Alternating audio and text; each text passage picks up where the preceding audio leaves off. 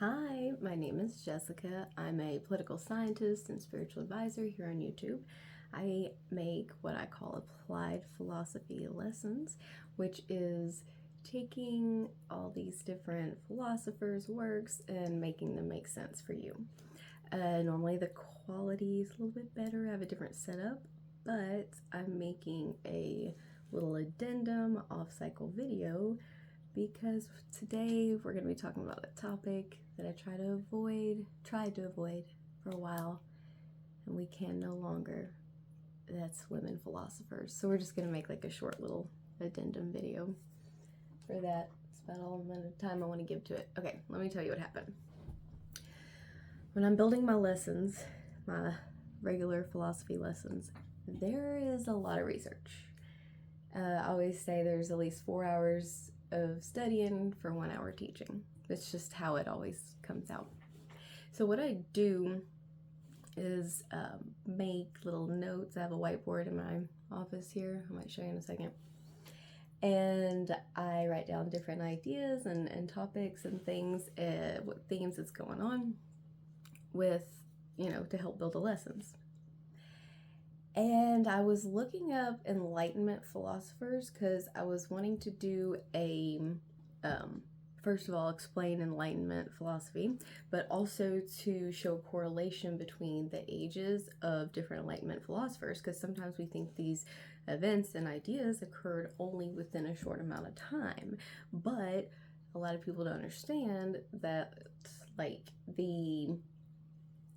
whatever, I'm going to explain that later.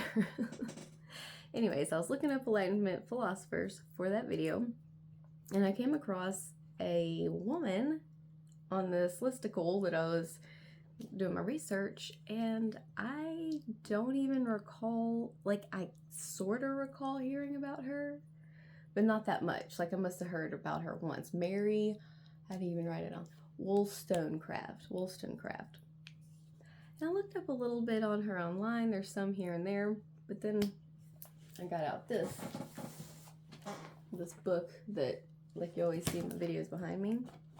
Well, it's actually used. Okay. Found this thing on Mary. And actually I'm just gonna like summarize who she is. First off, she's on this list with names like Voltaire and Locke and Hobbes, but first of all, I've never heard of her, and then she's just got like the tiniest little blurb.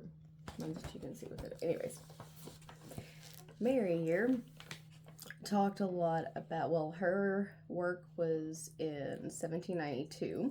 She is considered an Enlightenment philosopher, and she published A Vindication on Rights of Women, and basically it was going over things like the social order of things. She did talk about educating women and educating children, especially things that would be more traditionally, issues that are more feminine or women, things that men don't necessarily always think about. There you go.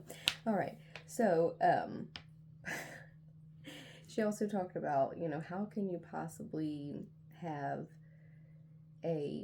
it goes back to Enlightenment philosophers about your perspective, your understanding empirically of the world and such. So her whole argument was, well, women have a place in this because they're humans, so maybe they should have an input on it. All right, so it just so happens that I was like, maybe I'll look up more on her. Interesting, but just a tiny blurb, But then right after that, let's see if I can even, I know it's backwards, but like right after that, women in philosophy, like this whole blurb of it.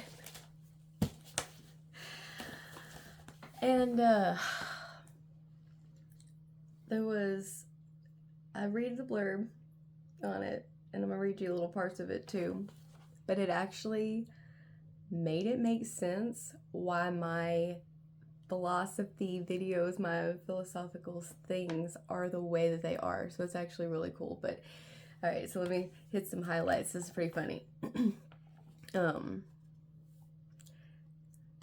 Such perception of women's ability. Okay.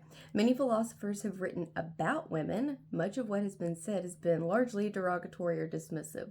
For example, Plato, Aristotle, Kant, Rousseau, Schopenhauer, and Nietzsche all discuss the topic of women, often with regard to women's capacity for philosophical rationality, and frequently find them inferior in this respect. But I'm actually having a hard time disagreeing because most women I talk to about this are like, huh, how does that apply to me? Which is actually understandable. So like they're doing a self-fulfilling thing here. Okay, what ifs? Alright. Now I'm gonna read this other little one. If the exclusion of women from philosophy is merely a social historical accident and due to lack of opportunity, then it may be corrected with time and doing things like I do, I guess. But the problem may run much deeper. The association with philosophy with a professional public practice of rationality may mean women have tended to avoid such masculine roles and have chosen more characteristically feminine interests. I don't know why I did like extreme. Like I know what a masculine and feminine role is. Oh gosh. Anyways, that's the whole thing.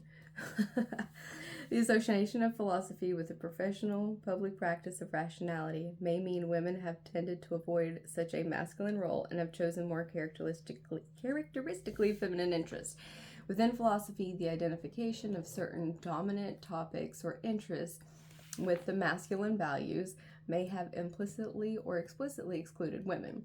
So ways of looking at knowledge, the self, reason, and ethics, which seem to reinforce the more masculine values, may discourage or exclude women, either by implying they're less able to be practitioners or by valuing their work on alternative topics as less philosophical. So basically what it is saying is that we'll just get to we'll take example of how I always talk about stoicism.